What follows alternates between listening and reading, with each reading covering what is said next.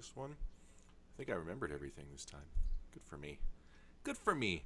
Hello and welcome to Nexus Drafthouse, episode 51. I am Sahara Drac, admin and content creator and streamer of StormLegacy.com, a Heroes of the Storm fan site and community. And with me tonight we have the newly christened head coach of Gale Force Esports, CavalierGuest, Justin Foster. Hello, sir. Hey, how you doing? Good, good. And so, first things first, how's that experience been for you? The experience of being a coach has been very interesting so far, to be honest. Mm-hmm. I got hired officially on November 13th, so it's been about a month now. Okay. And my first job was establishing what the roster was going to be for 2018. And that came with its own trials and tribulations. Right.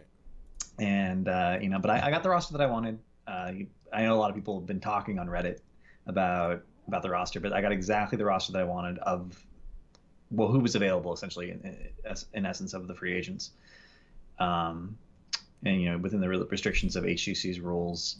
And we've been scrimming on PTR now for I guess 4 weeks, and the PTR is essentially the largest change. Like the new patch is essentially the largest change the game has seen since the 2015 scaling changes. Absolutely. So we're relearning the meta, relearning the game in a lot of ways. There's all sorts of new early game tactics and strategies that didn't exist, and we've been slowly developing them over time. 2018 HGC is going to be a very interesting season, to say the least. Yeah. So I guess of your new pieces that you picked up, you got the team you wanted. What do you, I guess, what pieces of potential, or what are you most excited about with your new players? I'm really excited to sort of bring Big Impact and B-Kid back to a stable team, because they're very gifted mechanical players. I mean, if you looked at Lag Force in a vacuum, you would say, oh yeah, those are all really good players. When Zuna goes to international events where he's playing against EU or Korean players, they all think that Zuna's one of the best players in North America. Right. They're like, Fan, Som, who's that? No, they always talked about Zuna. But Zuna doesn't, from as near as I can tell, doesn't actually like Heroes of the Storm very much. Right. And that team just didn't work together. I found out that actually HGC teams wouldn't scrim Lag Force because they kept canceling blocks. So they've actually canceled so many blocks that HGC teams like, no, we're not going to scrim them, which means they weren't scrimming. They'll do a really negative team environment. Yeah. And you have players like Big Impact and B-Kid who are actually so good, and they've been in that environment for a year. Yeah. Every time B-Kid streams, because I play Warrior mostly, and every time I see him play, I'm like really impressed by his gameplay. So I'm really hopeful that they find a nice home there where they could really flourish under your tutelage. And I would really love for Gale Force and you as the coach of Gale Force to bring NA Hots out of the doldrums, so to speak. That's my goal. That would be great. So wishing you the best for sure. But tonight we are going to talk about a couple drafts, which I believe only had one American team, Roll 20. But these are games from the Gold Club World Championship. I kept calling it the Gold Cup World Championship. It's the Gold Club World Championship, which was about a week ago. If you call it by the acronym, you'd be safe. GCWC. That's true, but that's inefficient syllables. Can't do it. It's 4 syllables. That's too many. No, W itself is 3. I don't like to say W because it's 3 times as many syllables as the word it says usually. Anyways. Okay. That's why you can't call Earthworm Jim EWJ. Anyways, this tournament was a lot of fun to watch. I'm very much a night owl. I go to bed like 3-4 in the morning every day, so I would always catch the beginning of these series, and it was interesting to see the openings of these series, wake up the next day and see how they ended. Sometimes it was like very different from how it started, which is kind of an interesting way to watch stuff. But this tournament had a lot of quality gameplay actually, and nice drafting.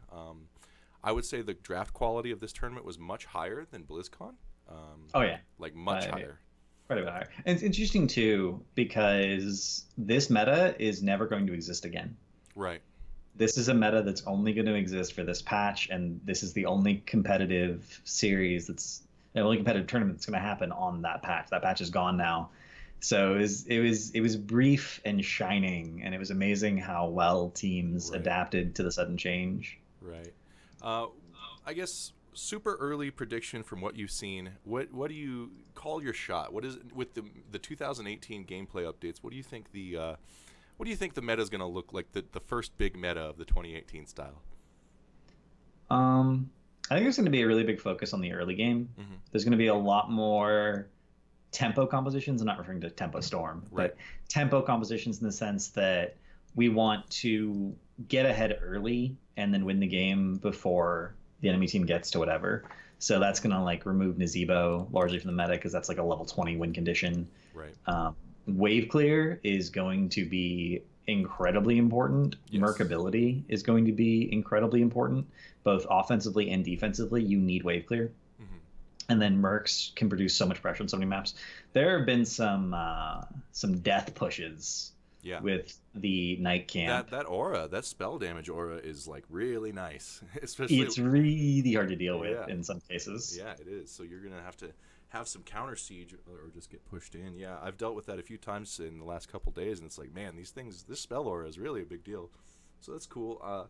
I'm very happy that there's going to be more emphasis on the early game because that was kind of one of, I mean, obviously it's my favorite game, but I always kind of had a problem with like, the first few levels, like it's just like you could do whatever you want. It doesn't matter as long as you're in your lane, like kills don't matter. It's whatever. But now you can definitely get a leg up on your globe quest. You can definitely do some serious damage in the early game. So that's nice. I like that aspect a lot.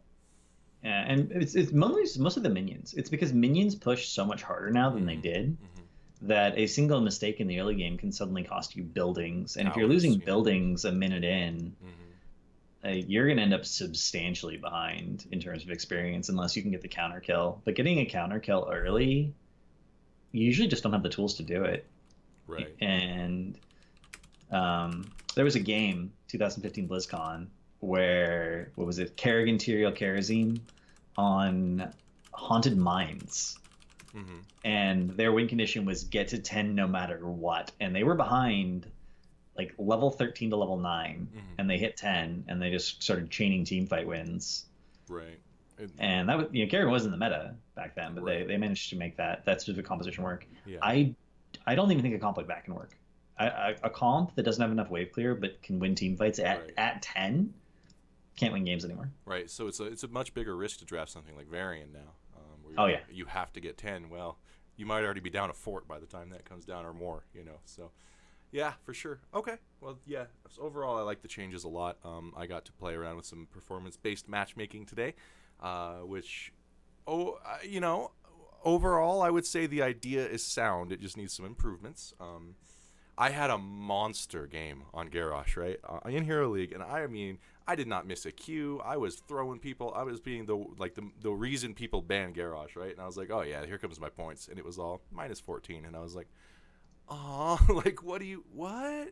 But so there's some kinks, I think, yeah. So I've been tracking this. I've been asking people in my Discord to post positives and negatives. Bakery was talking about it, has been talking about it on Twitter, and I am completely certain that Blizzard didn't keep their promise about not using the system for reworked heroes. For instance, Valera, who got a substantial buff with her rework, is being tracked, and people in Masters and Grandmasters are actually abusing it. And even if you perform poorly, you still get like plus 20 to plus 50 points. Really interesting. So it definitely needs some work. Yeah. Yeah, Prismaticism tweeted about it. It's something that pros are aware of. People are first banning Valera over Garrosh just because people, not because Valera is necessarily strong, although she is. She actually is substantially stronger over her rear, but because people are putting such a priority on her because they can abuse this mechanic. Free points, yeah. I mean, see now, right around in the middle where I am, it seems to be working pretty decently. Like, except for that one example with Garrosh, like I would have like a really big game and get 50 points. Like I would have a poor game and lose like 20. So it was working for me to a degree. Well, and I've actually seen a 50-point game. So Steph, ferociously Steph, got a 50-point Artanis game because she ran into the bug which used incorrect MMR for her seeding, and she actually placed Platinum 2. And so she played Artanis against Platinum players, and compared to Platinum Artanises, she had a 50-point game, Right, right. which is reasonable. One would Yeah, expect that. that's a whole But different thing. Yeah. that's a whole different thing. Yeah. But this is my biggest problem. Hmm. This is my biggest problem. They're using the Valeera pre-patch data to rate new Valeera. New Valeera. That's a problem. Yeah, it was That's probably an accident, honestly. Maybe. Yeah. But here's my other problem. Yeah. They nerfed every single support except Lily. Hmm. And they're still using the pre-patch data for all of those supports. Right, right. That is true. They fundamentally altered the game. This is the largest change to the game since the 2015 scaling patch. Minions spawning, 15 seconds earlier than they do means that your siege damage for minions, if you're just soaking, per minute should be higher. Right. That stat should just automatically go up for everyone. Right. Another thing I think that there's an issue with, I don't think it scales wins versus losses. So like obviously you're going to have less siege damage in a game you lost because they blew up the core, so they have more siege damage. Well, no, it doesn't. So Yeah. the Blizzard's, Caliber did a 40-minute interview, and during that interview, they talked about the fact that they only take stats from winning games. Right. Which So is whatever their hidden metrics are, those are only pulled from games that hero won. that makes no sense. Like, because you can have a great game on Uther, but if you lost, you're going to get minus points, especially since the healing nerfs and they're still using it. Yeah. It needs some problems, or it has some problems, needs some work, but I love the idea.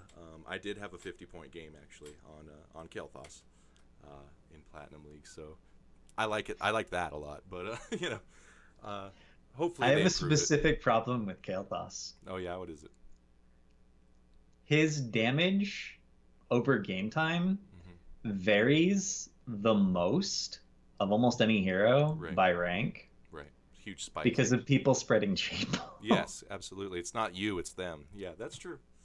That's true. But what are you gonna do? I think that's one of those things you kind of have to just, like that sucks. But for the most part, I like the idea. So, anyways, good little chat about the changes. We can get into these drafts now. Our first draft you picked was Fnatic versus KSV Black, not MVP Black. They are the same team, however.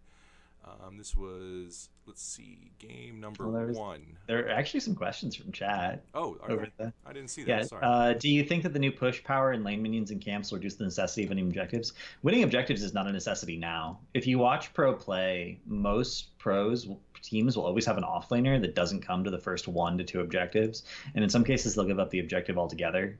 That already existed. Right. So do I think that will be even more so the case in pro play with this change? Yes, but that was already the case in pro play, so it's hard to say it's more so.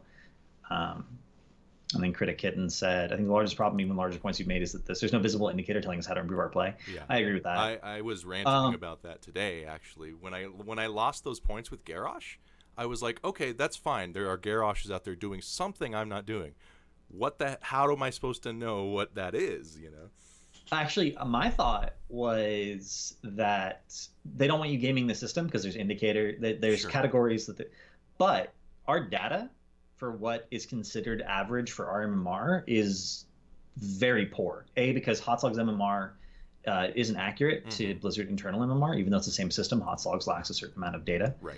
And the data's gotten worse over time because of Hotslogs ad issues, and Storm Spy is catching up, but it's not there yet. And even though it's catching up to where Hotslogs was before, which is still, some people put an estimate at like only 10% of games that are played are actually uploaded. Right. I don't. If Blizzard had announced the system along with an API, like a public API, that would have been Perfect. a huge boon to solve the problem Yeah. of what exactly is being measured here and what are actually the average stats at this MMR for only winning games. Like, we would have had that ability to get that information for ourselves, and there would have been a whole suite of community resources. We don't have that. Right. So we're getting penalized, and we don't know why. We can speculate. Right. But we don't actually know why. I kind of get why they want to keep that information obfuscated from us in ways, because, there'll be a lot of, I think, pointing out this like thing was dumb and complaining, and when it's like maybe not always legit. But I think some sort of compromise needs to be reached, because we need to be able to receive the information that we did something less than perfectly. We did something bad, and right now we get that information. It's like, you did something bad, I'm not telling you what, you know. And you're just like, I can't just go find Garrosh replays of the best Hero League Garroshes. I mean, I could, but it's kind of, you know. So I think some sort of compromise where maybe it just tells you like the things you got negatives for or something on the screen. I don't know. It's hard to say, but. I mean, in some cases, it's really simple. Like, if you're a Brightwing player who didn't soak very much, like you didn't get as much experience, you didn't, you know, which usually indicates a lack of good global usage. Mm-hmm. That's pretty simple, and that would be something really obvious. You didn't heal for as much, which in Brightwing's case is usually a positional error. Right. But in Brightwing's case is also kind of sucks. So sometimes if your team just stays really spread out, you actually will not get high numbers. It doesn't matter what you do. Yeah. So it's in addition to the support nerfs. And I haven't actually seen. I've been asking, and I asked this question: has anyone gotten positive personal performance adjustment playing a support? Mm-hmm. So far, no. Everyone I've asked has said no. Right, because they're 10% weaker than ever, and is using that data. Even support mains. Like everyone I've asked has been like, no, I've never. That's never happened to me. Yeah, and I'm like, okay, that's a serious issue. Yeah, but I think it'll. You know, I think I love the fact that it exists. It just needs to be improved, which of course makes sense. These things are not. Yeah, it's a good idea. Mm-hmm. You run into the philosophical problem that hasn't even been addressed yet. Like we're criticizing aspects of the system that are not working the way they're supposed to be working according to the way the system was explained to us. Mm-hmm. But then you get into the philosophical question of, does good play actually contribute to winning in Hero League? Right. Like a pro tank player, you go talk to Breeze, you go talk to, you know, Fury, Caterpillar, mm-hmm. JPL, and ask them, do you play the same way you in Hero League that you play in pro play? No way. And do you think that you know, the way you play in pro contributes to winning? And they're like, no, absolutely. I have to play completely differently in Hero League. Yeah. Oh yeah. And so it really gets into an interesting philosophical question about what kind of game we're playing when we're talking about coordinated but not coordinated. Right.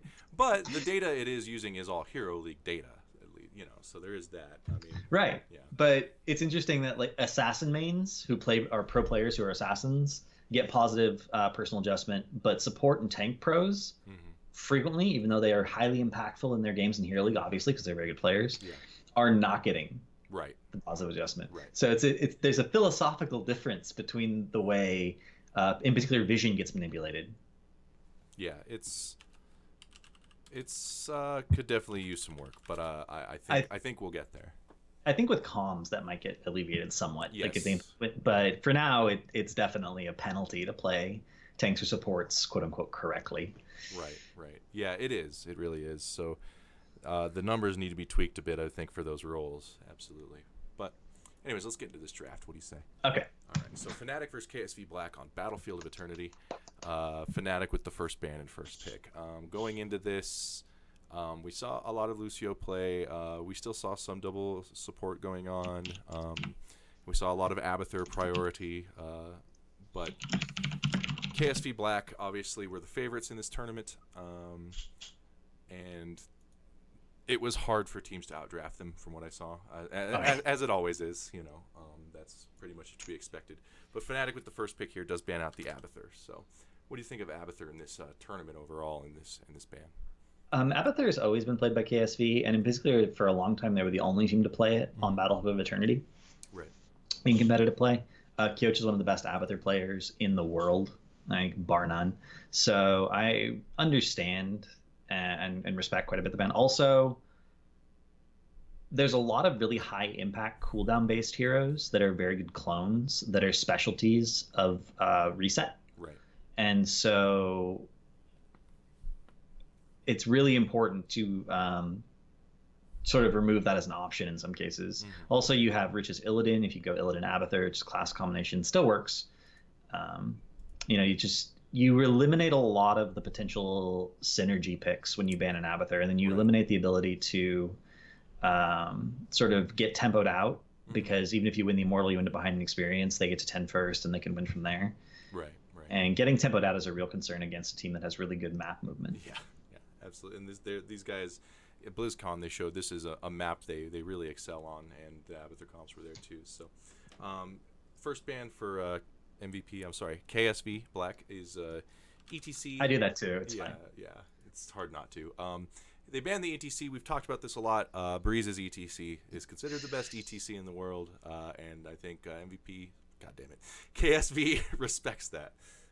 So, anything to add on the ETC ban? Or I just want to say that I remember coming on this show after ETC's nerf, and like people asked me why ETC was being de-emphasized so much, and then he made a comeback, and everyone was like, "Well, why is ETC back?" Mm-hmm. And I said at the time that due to his new armor mechanic and his reduced health, he was a lot more fragile than he was before, mm-hmm.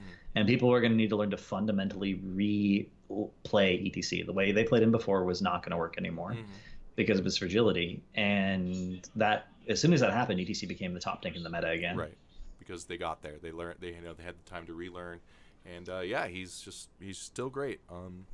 I remember you coming on and saying that too, and I also remember me saying, "It's Chicken Little Sky is falling. ETC will be fine. Don't worry about it." But yeah, all right. So Fnatic's first pick actually is a Lucio here, so highly prioritizing the support here with the first pick, Lucio. Do you agree with this pick?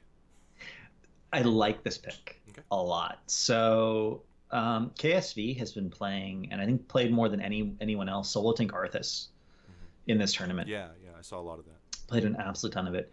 Arthas does not have a gap closer. Once he's dismounted, like he can walk up to you, and if he's on top of you, if you don't have some sort of ability to create space, you're stuck. You can't get away. Lucio can boop him away and then wall right out. That's so you true. Actually, if there's enough walls, Arthas can never deal with Lucio. And there's plenty of walls on this map as well, especially during the middle phase. And at level 13, Lucio even has a talent, Can't Stop, Won't Stop, that prevents him from getting rooted or slowed while wall riding. Yeah. Which, again, can't deal with. There are 2 to 3, depending on how you want to count it, really high impact, what I'll call area heroics in the meta right now. Mathael's Tormented Souls, Genji's Dragon Blade. And it's not really an area heroic per se, but just the whole kit of the way Li Ming works. Right. With Wave of Force and her orb, which is like part of her major damage combo. Sound Barrier, to some degree, can deal with almost all of those. Yeah. It's kind of built for that sort of here's the big moment to kill you kind of heroic, it's kind of why it exists. So, okay. All makes sense. And Lucio, now that I was worried about Lucio. So last week we didn't have a guest. Not last week. The week after the support changes, me and Ryan just went over every support in the game and kind of predicted where we thought they'd fall in the support pool. And Lucio was one that we kind of thought would rise, I guess, because of his other utilities. So it looks like that might be the case here. So. I think Lucio's a fun hero to watch. I enjoy that he's around, so hopefully we'll see some more. KSV Black with their first 2 picks does pick up the double reset comp. They get the Genji and the Li Ming. Yeah, and before, when people didn't understand this comp, they would split. They would get the Genji early and get the Li Ming later, get the Li Ming first. Now they can't do that anymore. KSV has run this comp, especially on this map, so many times that they actually felt pressured into picking up the Li Ming and the Genji in the 1-2 slot very, very early on, which sort of reveals their entire plan to some degree. Oh, yeah. And it leaves the rest of their draft somewhat inflexible, which we'll talk about it later on. But leaving your draft inflexible is generally a bad idea. Right. So you're the opponent here. You're Fnatic, and you see that they are indeed going the double reset comp. What sort of things do you want on your team to deal with a double reset composition? I want really tanky heroes. I want heroes who have very high health pools. I want a secondary save mechanic in addition to Sound Barrier, because I want to make sure that reset does not happen. I want to have the ability to just straight up deny it. Also, by his nature, Genji is a dive hero. He has to go in to do damage, and therefore, and he kind of depends on his mobility to live, and he's very, very fragile. So I want a point-and-click CC if I can get one. It's just like right when Genji first came around and was overpowered. It's like you probably want an Uther, Uther's just nice against Genji. So, and the same thing applies to Li Ming in a lot of ways. So, okay, so let's see what Fnatic picks up. They do pick up a Tyrael and a Greymane, who is the tankiest of all ranged DPS, with the possible exception of Tychus. Tychus, right? Yeah, I guess it depends on what you're fighting when that question, because Tychus is pretty good against dive like Genji, with his Neo Steel armor and things. But Greymane has tools too, and he can output a lot more useful damage a lot of times, I think. So, and obviously they're on Battlefield of Eternity. Yeah, so, he's better on Battlefield. Yeah, no question there. Yeah. Okay, and the Tyrael, Sanct, basically. It's just literally drafting him for Sanct. Yeah. It's the ultimate denial tool to reset comps. Yeah, for sure. Okay. All right, so second ban phase, we're coming in here. KSV Black with the Anubarak ban. They have a Li Ming, which I find interesting, but the Li Ming is probably going to go Wave of Force, but still. The Anubarak ban and a Muradin ban for Fnatic. So talk to me about this Anubarak ban. The Anubarak ban, because you can cocoon Li Ming and deny the reset and deny some of the value from Nano, but also we don't necessarily like that Tyrael could be Bad Benny's player. Like Bad Benny is a former tank player. Yeah. And so they could put Breeze on Anubarak, and Anubarak and ETC are sort of Breeze's specialty tanks. He's very, very good at them. Also, Anubarak, which just his spell armor, does do a lot to deny the potential to get bursted out and get the reset. In addition to the fact that he has Cocoon, one of the best escapes, a lot of issues there, and it's a skill matchup in a lot of ways. When you have Anubarak and Li Ming, it's very much a skill matchup, and there's really no reason to give Breeze his comfort pick if they don't have to. Is there anything else you might have banned instead of Anubarak in their seat? I mean, if I'm thinking Breeze is going to be on Tyrael, if I'm thinking that, then we can assume that Quacknix is going to be on Greymane and Smexy is going to be on Lucio. So I'm essentially thinking, what is Bad Benny going to be on, and what is Mene going to be on? If I'm really afraid that my reset comp is not going to get its resets, for whatever reason, I would ban the tankiest bruiser remaining, which would be Sonya. Or I would think about banning point and click CC, which would be Uther or Brightwing. But Brightwing herself is relatively fragile, so maybe I'd err towards the Uther. Okay. Could Fnatic arguably draft Dahaka on this comp? He's good on the map. He's pretty hard to get resets on with his life bars and his duck, his burrow. Could you make an argument for Dahaka on this comp? You could. The problem with Dahaka into high mobility comps is you need a setup CC for him to reliably land his drag. Sure. And Tyrael doesn't have that. So if you draft Dahaka as your second, as your offlaner, he's not going to get enabled in any way. Yeah. By the Tyrael. He doesn't really need movement speed. He already has movement speed built into from his bushes. Yeah. He already has his own self-survivability. He doesn't. Tyrael Dahaka is probably not like a really good synergy. Good synergy. Yeah, that makes sense. Actually, now that I look at it, I would not. You definitely want to follow that tongue drag up after something. Okay. Cool. I'm actually curious now if that's ever been drafted in Pro. Tyrael Dahaka? I'm sure it has. Let me go look it up. At some point, right? And so while you're looking that up, Fnatic does pick up ban out the Muradin. Muradin, even though KSV Black had been drafting Arthas, Muradin does have a lot of value on this map. He doesn't have a commitment to leave the middle fight ever, unless he's like completely out of mana or something. So what'd you find? So I'm counting all of HGC here. So HGC opens as well. And it's been played in 120 games with a 45% win rate. Okay, so a little on the low side. That's really bad for a sample size that big. That is a terrible synergy. So it's a bad synergy. Well, good. We've discovered a new bad synergy. Go me. I know what to not draft, even though it was my idea and I thought it might be good. Yay! Oh, that's okay. Okay. Well, now we know. So Muradin ban. Why do you think Fnatic banned Muradin over Arthas here? Muradin's just sort of the preferred tank for Koreans in general. Like Muradin's always been the top tank in Korea. Even when he was on sort of down on his luck, they just don't want to give him up. And they have more experience playing with Muradin than any other region in the world. Right. And so they understand his strengths and weaknesses so much better. And when you have, thousands of hours on one hero, right. Right. you're going to be better at that hero. That's just sort of the way it works. But Muradin's mobility would have been really good for their comp, because their comp is in and of itself very, very mobile. Mm-hmm. And he was one of the few tanks that could have sort of kept up with the dive. Right. Okay. Plus, you kind of want, like, I guess they also probably didn't want to feel like tempted to need to draft a Karazim, you know, because you want Karazim versus Muradin. You do. That's so true. they probably just didn't want to. Yeah, I mean, Koreans are good at the hero, and plus it kind of you want that Karazim, and maybe they just didn't want to have to draft that. So, okay. KSV Black then does pick up that Arthas, and speaking of Karazim, there he is. So they decide to go with the Karazim. So super divey, super jump on a guy and get those resets going on here is what I'm seeing. Yeah, there were no more options for tanks though in the dive. Yeah, that's true. All the divey tanks were sort of removed, except for like maybe Shen, I guess, was Shen. The one warrior left. Yeah, you could Shen.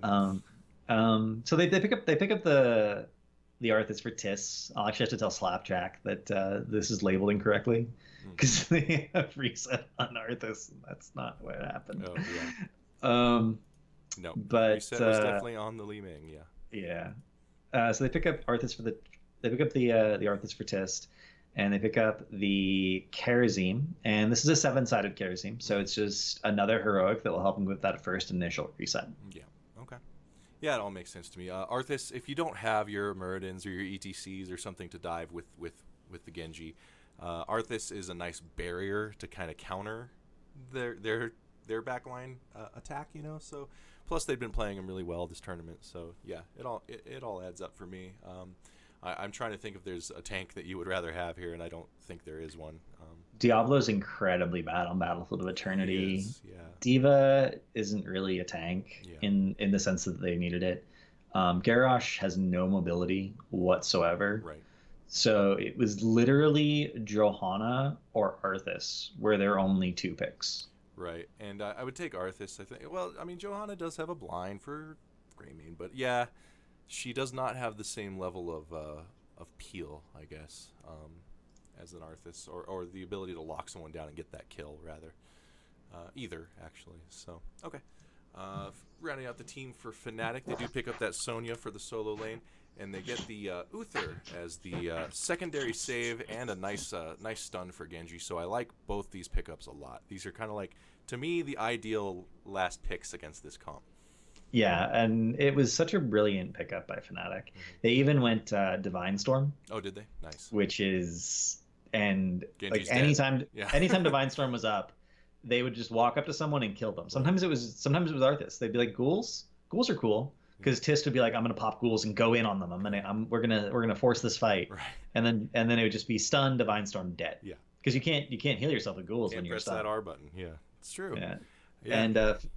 And they gives them a stronger early game too. They have a lot of early game kill pressure because you can speed the Uther onto a target, even though the stun is normally short range and it's usually considered a follow up CC. They can speed the Uther onto a target. Uther stuns. Sonya then gets the guaranteed spear, and that target's dead. So they actually dominated the early game. They made a mistake at level 9, almost 10 to like 9 and a little bit, like 9 and just a sliver. And it resulted in them tying the race at 10, even though they won the Immortal. But then they used Divine Storm to basically secure a keep off of that, and then they lost a fight because they didn't have any of their heroics. The heroics were down. Yeah. And they lost a fight that allowed KSV to catch up. Right. But as long as the heroics were up and pre-10, they were basically winning most of the time. Yeah, and actually, Lucio Uther is one of my favorite like old school meme combos because.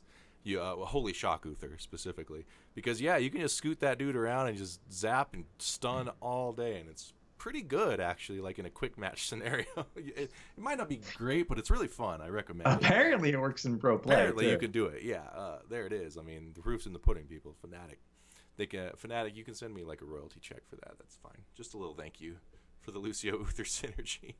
KSV Black. So if you're sitting on their side of the draft, what do you do with your last pick if you're head coach CavalierGuest? All right. So the comp that KSV has built is specifically designed to have an Ana for nano boosting the Li Ming. Oh yeah, Nana Boost Li Ming, and you also she's great with Arthas. Yeah. I don't think you can book Ana here. Mm. I don't think you can do it anymore. Okay. With a solo frontline Arthas, yes, Arthas is probably arguably the best wall tank Right. of any tank in the game, and his relative immobility actually makes him really easy to keep up as Ana because you're unlikely to miss. Right. And once you have the increased range, you can be like on the other side of the map Right. and be Forever. healing him. Yeah. But at the same time, if you pick the Ana here, you're really dependent on getting to 10 Yeah. to win. You don't like right now they don't win the race Right. on the Immortal. Not, They just not don't win versus the the Gray race. Mane, yeah. And so Yeah. So they have to win team fights, and they need to get to 10 on battlefield to win team fights, which is not guaranteed. So they stick to their guns. They pick up the Ana. right. I would have preferred something else, something that would have helped them get the reset onto the Sonya, maybe something that could have shrugged off the CC chain somehow. Obviously, Arthas has Icebound Fortitude, but maybe pick up the Johanna. Maybe go for like just the Li Ming Genji for the damage, and then Johanna has Iron Skin. You do have 7-sided as well, yeah. I don't know, something that was not solo frontline Arthas. Are there Essentially, is there like a melee assassin that could fit in that spot, like a little bit of a bruisery kind of? there are a few, but they all have certain risks, right? Because I mean, you could pick up an Illidan. Illidan's relatively good into Greymane because of evasion and the fact that you can negate his auto attack damage for a while over the duration of evasion. You could pick up something like a Zeratul to potentially isolate half the team and then reset, and then as VP drops, you kill the other half of the team. You can do something like that. Right.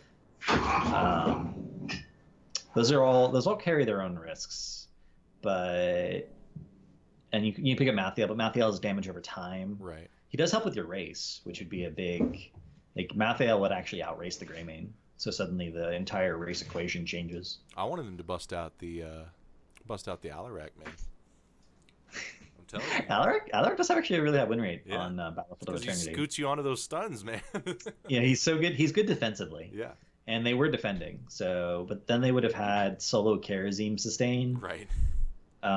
Which is the problem, right? By picking the Karazim where they did, because they were like, we're going to solo Arthas. And if you ever have a solo tank, and it's just you have no melee assassin, no other frontliner. It's just you have a bunch of backline and a solo tank, whoever it is.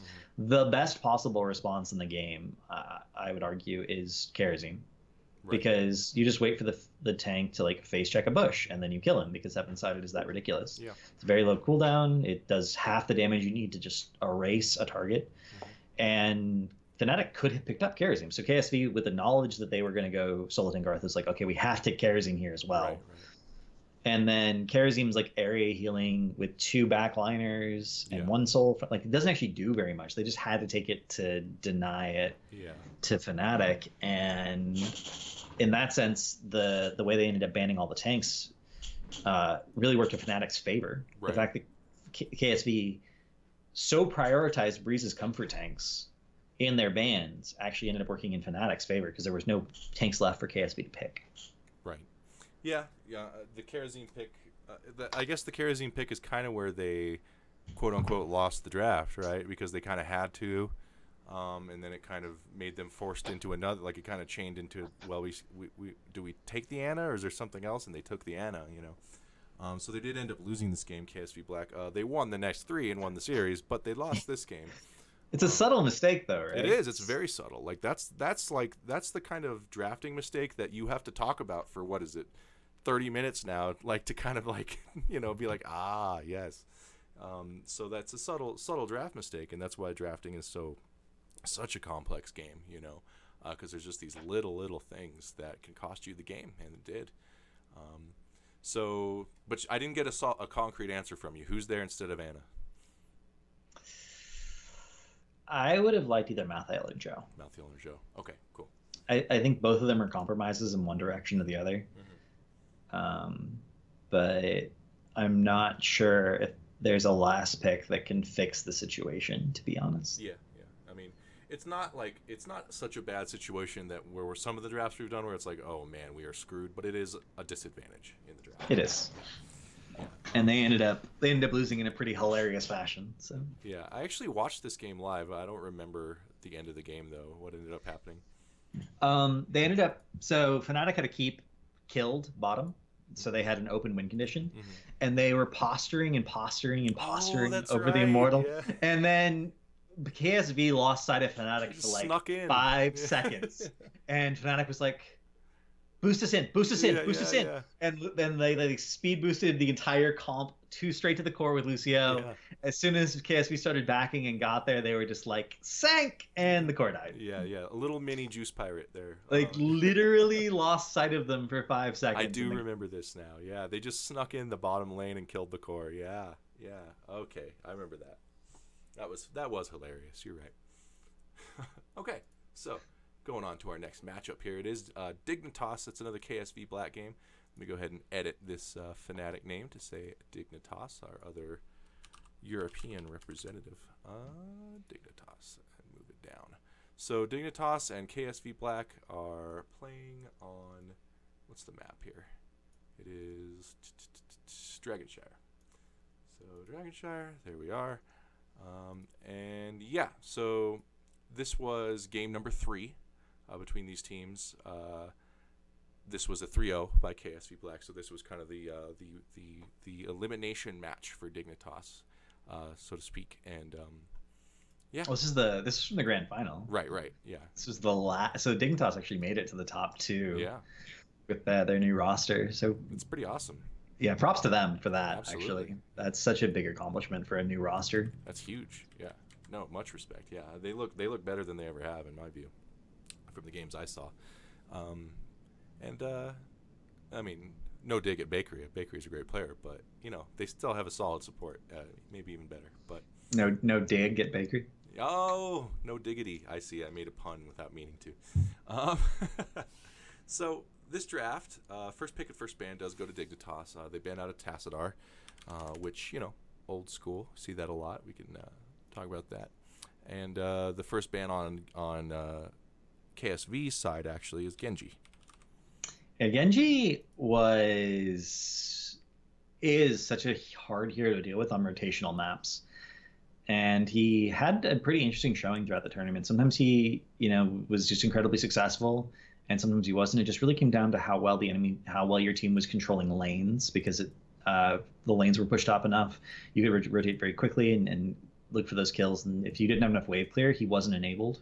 Yeah. So it was really interesting to watch how teams adjusted to Genji on different maps. But KSV just not want to be able to just ban him. Yeah. And the Tassadar, do you still think Tassadar is the first ban guy for a lot of teams? Okay, so Tassadar was nerfed less than other supports in some sense. Mm-hmm. And prior to supports getting buffed, there was a quote-unquote shield meta. Right. Where shields were considered very strong. And I have heard reports that in scrims on this particular patch, and again, this is a glowing jewel of a patch that will never be seen again. This was a This was a temporary thing. No other competitive games will ever be played on this patch. It's dead. Yep. Tassadar was doing very well in scrims at Gold Club World Championship. Okay.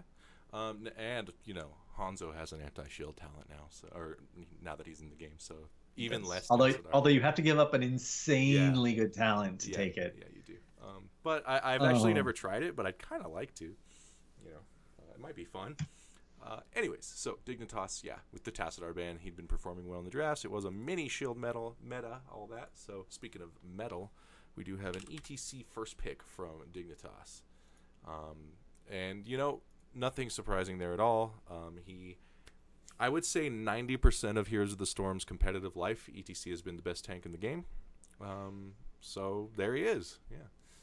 Anything to add? Nope. All right, cool. So going over to the other side, we have a Dahaka first pick. Always nice on Dragonshire to have that option. And then the Lucio for Sake. Dahaka's just a solid hero on Dragonshire. Mm-hmm. He can hold for a while if he has essence, but he gets poked out by a lot of different heroes. Right. He's not necessarily safe because he doesn't have a great disengage off the shrine itself. but the global allows your team to pressure the other lane very, very hard and then have that invade happen with the global, so you can end up in a 5v4. Yep. So it's a safe pick in a lot of ways. Doesn't reveal a lot either. It doesn't reveal a lot.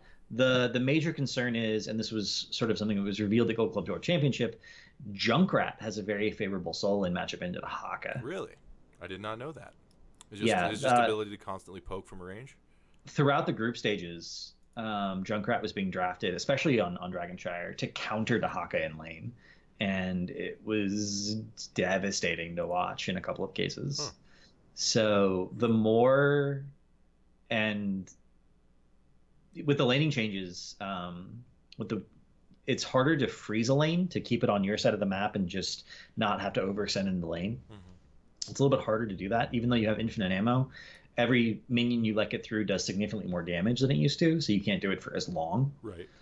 And I'll be curious going forward to see where Dahaka ends up in the meta, if Junkrat continues to be considered a counter to him, because that might actually change with the new thing. But at Gold Club, that's what a lot of people were thinking. Junkrat was really good on Dahaka, so picking Dahaka early was a little bit risky. Yeah. Dahaka does have a little more wave clear, I would think, just a hair, but his cooldowns are so high that Junkrat could definitely poke him down. I could definitely see that. Yeah. Okay, cool. That's good to know. And then the Lucio pickup for what's his name? Sake. Lucio pickup. Obviously, he doesn't have quite as much scooting around to do, like walls, as on Battlefield or maybe Infernal Shrines, but still considered a very strong solo healer if you're going to go that route. The other thing about Lucio, we didn't talk about this in the previous game, because we were mostly talking about why he was picked up before the Arthas was picked up, because they figured the KSV was going to go into Arthas, and it made that less attractive. Right. Lucio really acts as a ward, because he has his boop, which can deny, engages onto him, and as long as he's near a wall, he can pretty consistently run away. Yeah, he'll slip out of there. Yeah. And so despite the fact that he personally doesn't have any wave clear, he can enable other people on his team to wave clear very safely, and himself just run around and keep track of people. Right. It's normally a job we see for the tanks, but as heroes with more diverse kits have been introduced in the game, at the pro level, we're starting to see a more varied per hero role of, oh, you're on that hero, so you're going to be warding. You're the scout. Yeah. Yeah. Okay, that's very cool. Yeah. We definitely have more diverse kits that allow that beyond just I can face check bushes because I have a million hit points, you know.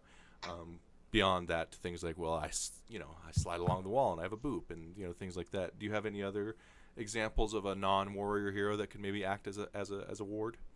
Medivh and Kerosene. Medivh, sure, that makes sense. So post 4, Kerosene has his ally, that's Earth ally or ally. Yeah. And he just puts that on the other side of a wall and dashes to it. It's literally it's literally a ward. Like he's out. Yeah. Lucio also has, and this is something I thought should have always been like fairly standard. I remember talking about it when Lucio first came out. Boombox, his level 7 talent. You can just stick it in the bush, and it actually acts as a ward. And I do see teams in competitive taking that talent. Now they do. Yeah.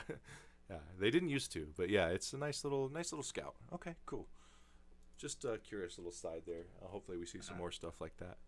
And Criticate in chat is in fact correct. Despite Dahaka being one of Rich's most played heroes for the Gold Club, he actually had 100% win rate on it. Rich's Dahaka is easily the scariest Dahaka in the world. Right. And that is definitely a factor when picking him, I'm sure. You can feel very confident with Rich on that hero, as applies to a lot of heroes for Rich. So, yeah. What hero could Rich play that you're like, that's not a big deal? Someone who has no impact, like a Lily or something. Like, it's just kind of, he can't make plays. I'd be like, it's just gonna be like a good Lily. Like. Actually, this is an interesting question. What is Rich's lowest win rate hero of all time in competitive play? I'd like to know. The answer is Junkrat and Vala. Really? 1 game each and 0% win rate. Junkrat. He played Varian, 50% win rate. Actually, last year was I actually cast the first appearance of Varian in Pro League. Last year's Gold Club World Championship. Right. It was Taunt Varian for Fury on Tempo Storm, but Twin Blades Varian was played by Rich last year at Gold Club World Championship, and that was the second time Varian had been played in competitive, and he lost with it. He has a 50% movement material. 61.9% is his lowest win rate on hero. He has a reasonable number of games on, like double digits. Right. 21 games on Zeratul, 61.9% win rate. That's the lowest in competitive that he So, has. so his bad Zeratul wins 61% of the time in pro play. Got it. Got it. That's Okay. Well, yeah, he's pretty good at the video game. Turns out. So yeah. So Dahaka Lucio going back over to the side of Dignitas here. They do pick up Rich's worst hero Vala, um, and the Arthas. yep. Vala. I don't know why I said Wait, that. we didn't go. Oh no, we didn't. Right? Yeah, we did. Never mind. Yeah. Okay. I don't know why I keep saying Vala. It's Vala. But I mean, there's really the thing I like about these three pickups is it's very not nondescript, but it's very like we don't have a gimmick here. You know, it's kind of like we like to control our lane and we like nice damage. There's nothing here to like counter so much. And it's interesting that they prioritized Vala over the Greymane. In pro play, ETC and Arthas are considered the two best counters to Greymane. Mm, And so they already have both of those. right. And they would have been that if they picked it up, there was almost nothing That's a fair point. that KSV could take to actually deal with a Greymane. But they picked Vala instead. And I think maybe the thinking here was we'll pick Vala. They might prioritize Greymane, and then Greymane won't do anything for them. Right. So they were like inviting But KSV this to is make a KSV. mistake. They're not gonna. Yeah, that. Yeah. I don't think that's what you do. Yeah. Is Snitch a good Greymane? Is maybe that was the problem? Does he I play mean, Greymane? Poik is a good Greymane. Snitch is that's also a good true. Greymane. Like they I don't think hero pools were the issue here. If you're Okay. a pro player, I think literally every pro player plays Greymane play regardless Greymane. of their role. Right, right. Yeah, makes sense. Okay. Well, I guess that is kind of an odd choice when you put it in that frame. I do like And I think that was the biggest mistake of the draft. is that they didn't pick up the Greymane here. Yeah, because it would have been so hard for KSV to draft something that actually dealt with the Greymane if they just picked it up. So that's an interesting way to look at drafts, maybe for your own games if you're playing Chair League or something. If you pick up two heroes, and you're looking to fill a third slot or something, or you're looking to fill your damage slot, maybe look at it from the perspective of the other team and be like, well, what do the two heroes what do our two tanks, what do they counter, and pick that up. Or not, you know what I'm saying? Reverse, pick it up on your team because they counters. We have them, We counter And this hero, so let's pick it up. you can go look at Gold Club. We talked last draft about how good Lucio is into Arthas. Go look at a bunch of the Gold Club drafts. A lot of the 1-2s were Arthas and Lucio. Right. So Arthas is good with Lucio. Arthas is good against Lucio. Pick them up together, and therefore the enemy team cannot now take Lucio to counter your Arthas pick. There's a lot to be said, and you see it a lot in these pro drafts to picking up your own counters. The stealing them, even though it may not be the most ideal choice. So yeah, I guess the more you talk about it, the more I'm like, man, I really wish that was a Greymane, because what stops Greymane? Those two guys right there. Yeah. Okay. Well, there it is. So KSP Black going into their ban phase, they do ban out the Ariel. I guess maybe that was Dignitas's plan. Oops, I accidentally typed pick and not ban. I mean, it's hard to say for sure. Mm-hmm. A little later on the draft, we'll talk about it a little bit, and I think this Ariel ban put some fear into Dignitas for a very specific reason. Right. But I think the Ariel Vala is just so standard that it's something not a trick. that Yeah. right. But I'm not sure if Ariel is good enough anymore after her nerfs in competitive. So it's I don't know for a fact that they had to ban the Ariel there. I don't know if she was good enough, but it is hard to have wall tanks who are good at preventing you from gap closing, right, and then constantly also get pinged away if you do manage to close the gap. So there's that. It is an odd pick to me too. I'm not. Maybe they just weren't sure that Ariel isn't good enough, but she doesn't feel like, I don't know. From what I've seen in watching these games, the Ariel was picked up a few times, and it didn't seem to have the same punch as before. Now this ban is really interesting here. If you were Dignitas, would you let them have the Greymane? Yes. Yeah, I would too, because of the reasons you listed. So it looks like Dignitas just didn't see this, Like Yeah, they and just forgot like that Greymane is countered already, you know? I'm not. I don't know. Maybe they don't agree with me. Maybe Yeah. they don't Maybe they just think that don't this think is a it's true. counter. Yeah. I'm pulling that purely from win rates and pro play. Mhm. So as the coach for GFE, I've been going over in detail win rates of different heroes into other heroes and how secondary heroes like it will affect it. I have actually a stats guy Mhm. working with me on it, and you just don't draft Greymane into ETC Arthas. You just don't do it. Right. Yeah. So maybe they don't agree, Yeah. and so that I feels don't like a I don't completely know wasted why they ban. wouldn't agree, but maybe they don't. It's either that or they missed it or they just forgot. You know, there's a lot of nerves on the line. This is grand finals. You know, they may have just been thinking or talking about other aspects of the draft. I don't know. Anyways, going back over to KSV's side of things, we do pick up a Johanna on Dragonshire, which is kind of interesting, and the Chromie. So Chromie, what does Chromie do here? Let me take a look at this. Oh, go ahead.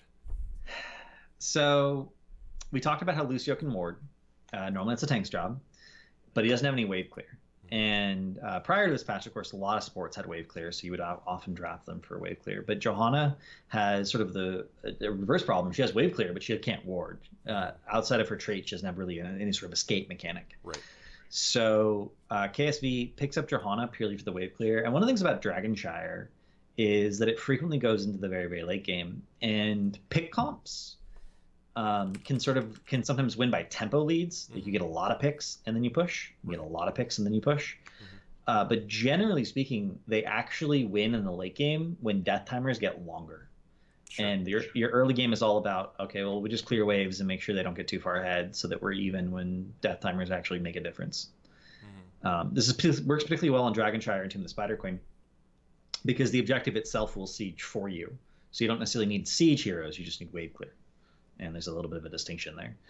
So right. They pick up the Johanna and the Chromie. Chromie does have reasonable wave clear. It's not like fantastic, but W is good wave clear.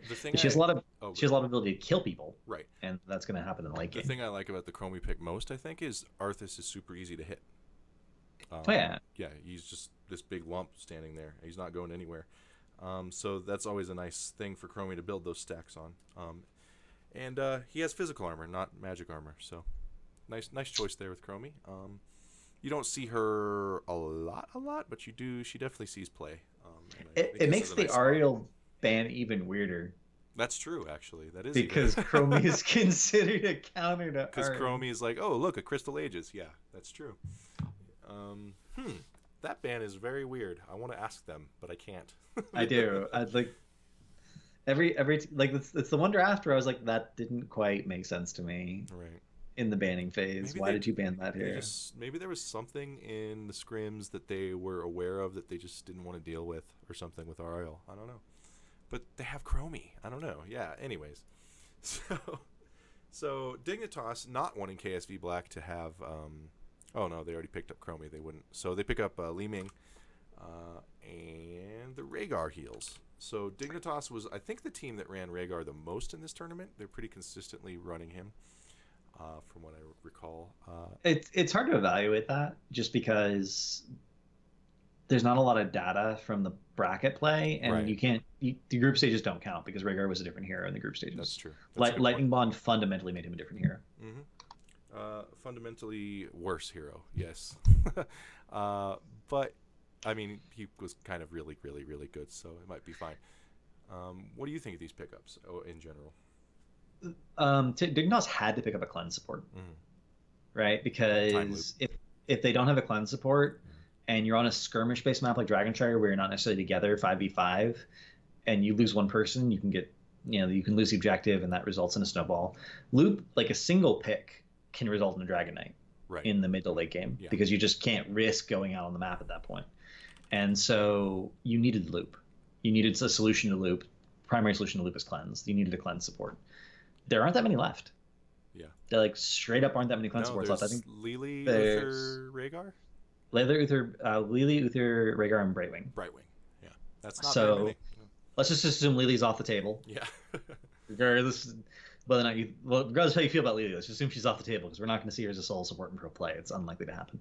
There's an argument for Brightwing for the global healing, and you also, Wubby has his sort of his own save mechanic with Army of the Dead. Uther is terrible on sustain maps, Right.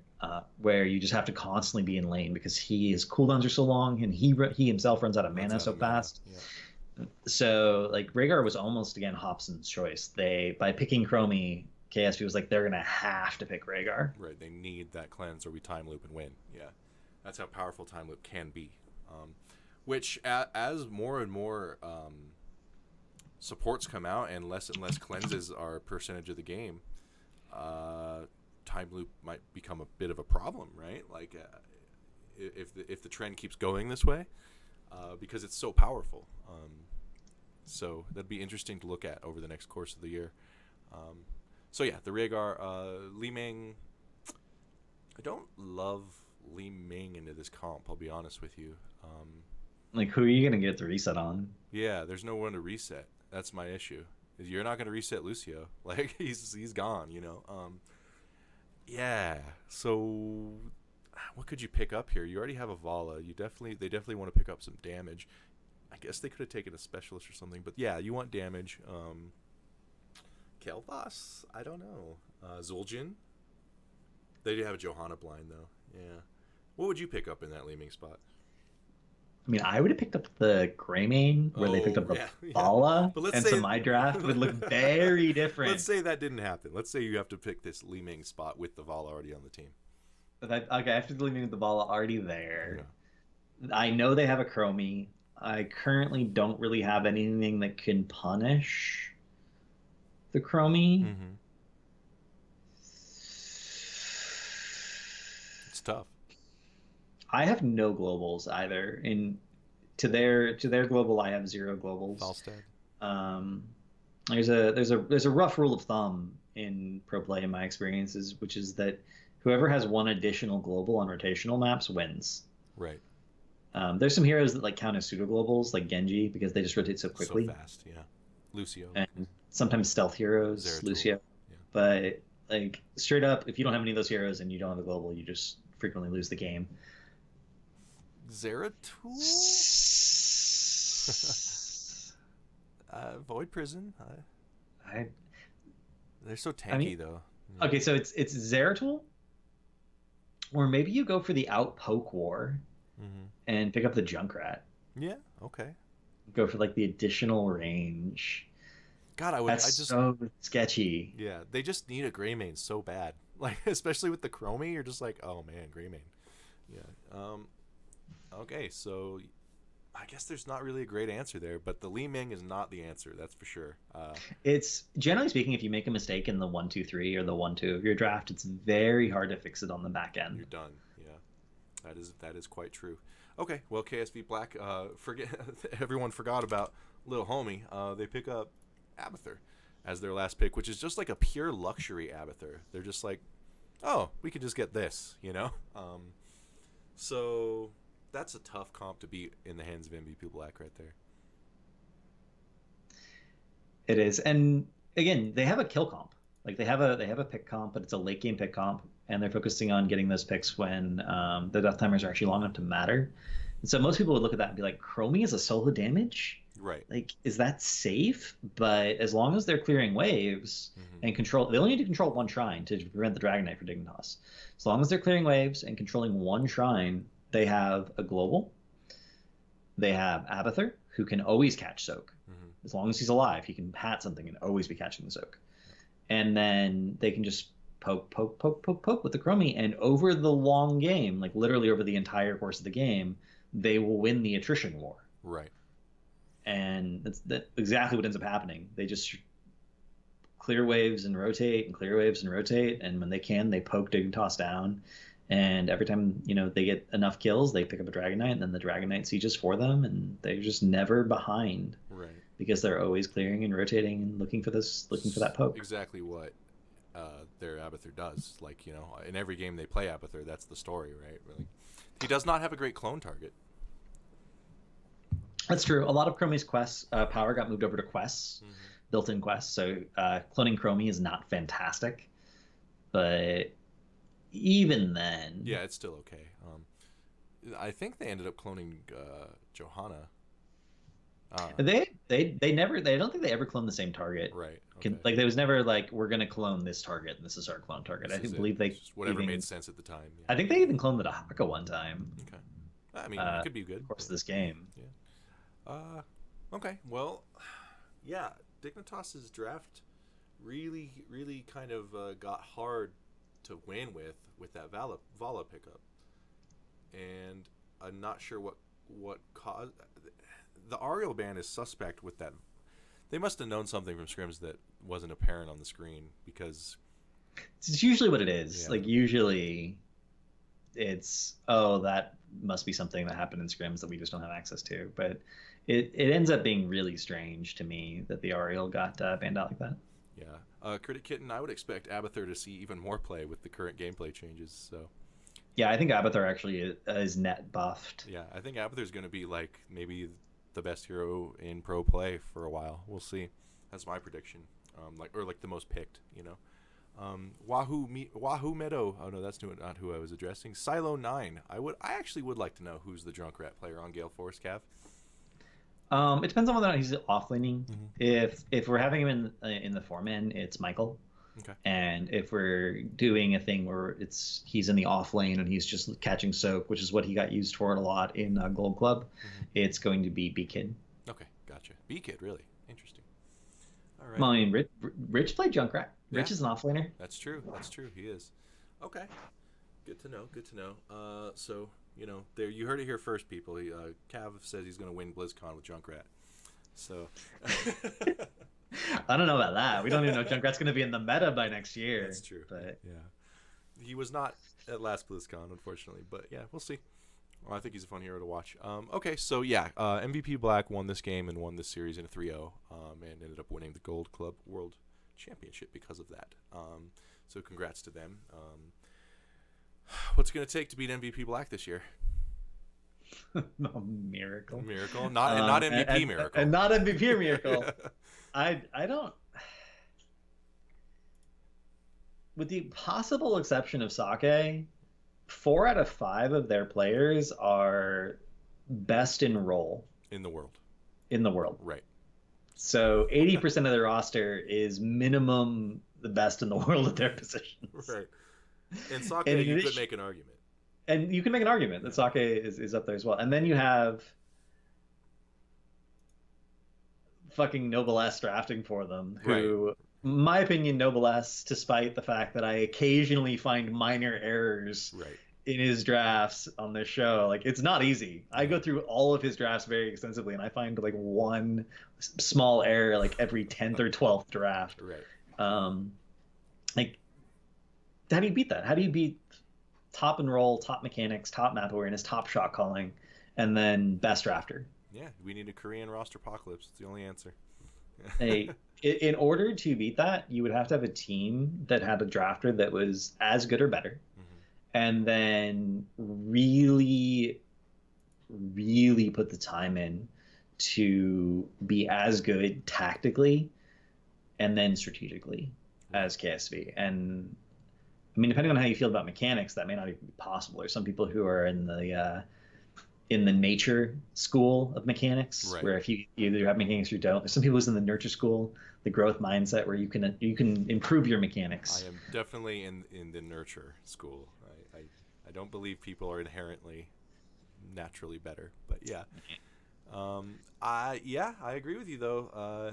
There's no answer other than which is the same answer it's been for 3 years, which is we just have to get better at this game, and you know, they're just head and shoulders right now. But we'll see what the year brings. You never know. I think what it's honestly like. This is using a parallel from sports. What it took to stop the Chicago Bulls was Michael Jordan freaking out and quitting basketball. You know, like Rich or something has to be like, oh no, I'm really retired this time. Like really, you know. I don't think it's gonna happen though, because I think Rich took 6 months off, went and looked at. Like, he played on Overwatch. He was #4 Grandmaster on the Overwatch Green Ladder. He went and looked at all the other games that were available that he could be playing instead, and he was like, "Nah, I like HOTS." Yeah, And that's different. That's a whole new level of certainty for him. Like, True. this is my game. I'm staying with this It's game. now No matter what. reinforced. Yeah, yeah. Whereas he always kind of had those questions. Now it's like, no, this is what I want. It's true. It's true. So what you're saying is the Rich we have now is Michael Jordan post-retirement when he came back, just like Rich. And Sure. okay, so Michael Jordan retired for 2 years. They lost. The Bulls didn't win 2 championships, and then Michael Jordan unretired, and they won the next 3. So that's kind of a actual direct parallel with Rich, which is interesting. Okay, cool. Well, Cav, you are now the coach of Gale Force Esports. So do you still do, like, are you still writing and doing community stuff, or are you mostly focusing on that? I'm trying. Yeah. So we scrim. We have an hour of VOD review and then we have the way HGC teams scrim. They have 2 blocks Monday through Friday, and some of them also do on Saturdays, from 2 to 5 and 6 to 9. So 7 hours a day, 5 days a week. I'm with the team. Gotcha. And I'm doing my best to, like, also stream Right. in addition to that, and do the things I was doing before, but it's obviously hard to find all of the time. So I will eventually get it set up where I think I'll be able to stream and do the thing, but the written guides may take a backseat for a little bit. Right. Which, is understandable. I think this is a great opportunity, and you should definitely make it the priority that it clearly is. So yeah, as for us, I have a tournament I'm organizing. So here's what happened. I had a guy on my stream who was watching, and he was like, "Hey, 1v1 me, mate." And I was like, "All right, fine, I'll 1v1 you." So we got on the PTR, and we went on the sandbox, and we did first to 5 kills, start at level 10. We both start at level 10. We go to first to 5 kills, like a fighting game almost. And it was really, really intense and really fun. So I'm going to put together a 1v1 tournament where I invite players. We'll have a prize, and a money prize, and they will go first to 5 and 1v1 each other, and it should be a lot of fun. So look for that in the near future. I also have another show I'm putting together. I don't have a name for it yet. I like the name Heroes Deep Dive, but that's a panel at BlizzCon, so I don't know if I want to do that. But it's a show where we focus on one hero per show, going over all the lore, going over their how they fit in the Heroes of the Storm, how they feel, and going over a build with the guy who does our Nexus by the Numbers videos, Skizzards. So it's going to be like the show all about this hero right now in Heroes of the Storm. So that's a couple projects I have coming up. On top of that, I draft. I'm sorry, I do draft sometimes, but I stream every Tuesday, Wednesday, and Thursday. So if you guys liked the show, you should check out the channel you're on. Give us a follow. I stream 3 or 4 times a week, and check out the website stormlegacy.com. So that's what I got going on. This VOD. If you missed anything, I saw someone wanted to hear what you had to say about the Merc changes. This VOD will be available on YouTube within 24 hours. You can also check it out right now on Twitch as soon as we're done. So no worries there. The channel is right there under my face. It's actually /C/StormLegacy at YouTube. So, but you should be able to find it. It's pretty easy to find. Yeah, and that's all I got today. Let's see what happened in chat while I was blabbering. You could call it Heroes 42 if you want to make a Hitchhiker's Guide to the Galaxy joke. Heroes 42. Yeah, that's pretty clever. I like that. Yeah, I didn't have a great name for it. I was just going to call it like 1v1 me mate, the tournament or something, but I was not married to that name. That's not bad. That's not bad. I like it. I'm bronze. Okay. That's all I got tonight, Cav. Thank you so much for coming on. I'm glad you kind of had a night off from scrims so you could come back. Always, you're always a great guest. That's why it's in your name, and we loved having you, so hopefully we can do it again soon. I always enjoyed being here. Thanks for having me again. Awesome. Guys, give us a follow. Hope you enjoyed the show. Tell peeps about it. And thanks to Blizzard for putting us on the launcher. Huge deal. Yeah, talk to you later. Bye-bye.